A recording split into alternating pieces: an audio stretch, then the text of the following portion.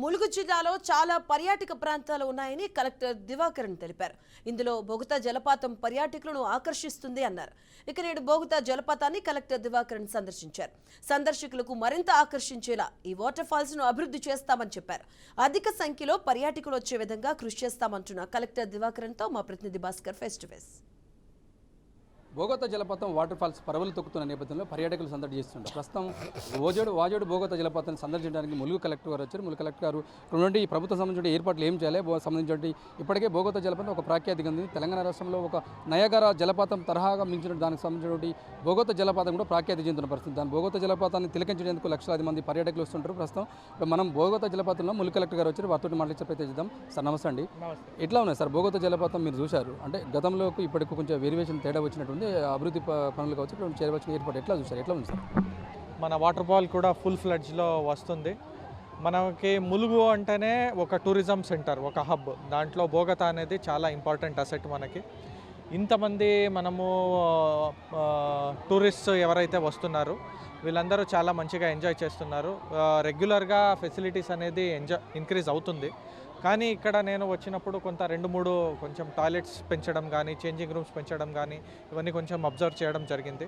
ఇది కూడా ఫారెస్ట్ పరిధిలో ఉంది కాబట్టి డిఎఫ్ గారితో డిస్కస్ చేసి దీని ఫెసిలిటీస్ని ఇంకొంచెం మెరుగుపరిచేలాగా మేము చర్యలు తీసుకుంటాం. సార్ ఇదే కాదు, మేడారం ప్లస్ మల్లూరు వెంకటేశ్వర స్వామి దర్శనం కోసం వచ్చిన పర్యాటకులు మొత్తం చాలామంది ఇక్కడికి వచ్చేస్తారు. ఇవాళ మీరు అన్నట్టు ఇవాళ హాలిడే కాబట్టి ఇలా చాలామంది ఇంకా ఎక్కువ కూడా వచ్చినట్టు పర్యాటకులు.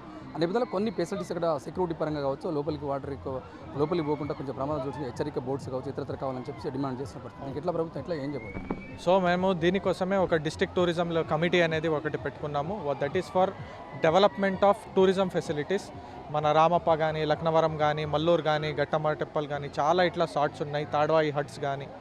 దీంతోపాటు మనము ఫ్లడ్ రివ్యూ మీటింగ్ గురించే చేస్తున్నప్పుడు ఇప్పుడు ఎస్పెషల్లీ ఈ సీజన్ ఏదైతే ఉందో మనము ఇప్పుడు వరకు మనకి వర్షాలు కొంచెం నార్మల్గానే ఉన్నాయి కాబట్టి మనము టూరిజంని ఇప్పటి వరకు ఫుల్ ఫ్లెడ్జ్గా అలో చేసాము.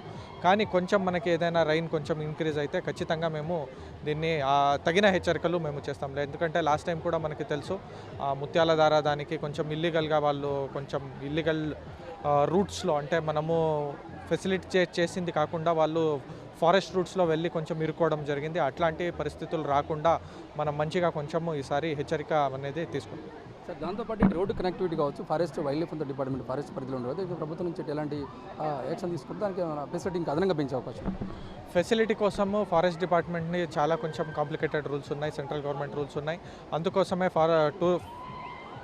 డిస్ట్రిక్ట్ ఫారెస్ట్ ఆఫీసర్ని కూడా మనము రెగ్యులర్గా ఈ కమిటీ ద్వారా తీసుకుని ఏదైనా కొంత డెవలప్మెంట్ యాక్టివిటీస్ చేయాల్సి ఉంటే అది ఫారెస్ట్ డెవలప్మెంట్ ద్వారానే, వేరే డిపార్ట్మెంట్ కాకుండా వాళ్ళ ద్వారానే డెవలప్ చేసేలాగా చర్యలు తీసుకుంటారు. బొగతా జలపాతం సంబంధించి పూర్తిస్థాయిలో ప్రభుత్వం అన్ని చర్యలు తీసుకుంది. తెలంగాణ రాష్ట్రంలో నుండి మొదటిగా బొగతా జలపాతం అదేవిధంగా రామప్ప కావచ్చు, లక్నవరం కావచ్చు, మేడారం సంబంధించిన పర్యాటకులు మొత్తం ఇక్కడికి వచ్చి ఇక్కడ సందర్శించుకున్న తర్వాత ఇక్కడ చూసిపోయే అవకాశం ఉంది. కాబట్టి తప్పకుండా ఆ దిశగా అభివృద్ధి పదం దిశగా తప్పకుండా రానున్న రోజుల్లో బొగతా జలపాతం మరింత అభివృద్ధి చేసి పర్యాటకులకు అందిస్తామని చెప్పి కలెక్టర్ గారు చెప్పడం జరుగుతుంది. విడుదల రామతో భాస్కర్, బీఆర్ఎస్ న్యూస్, బొగతా జలపాతం, వాజేడు.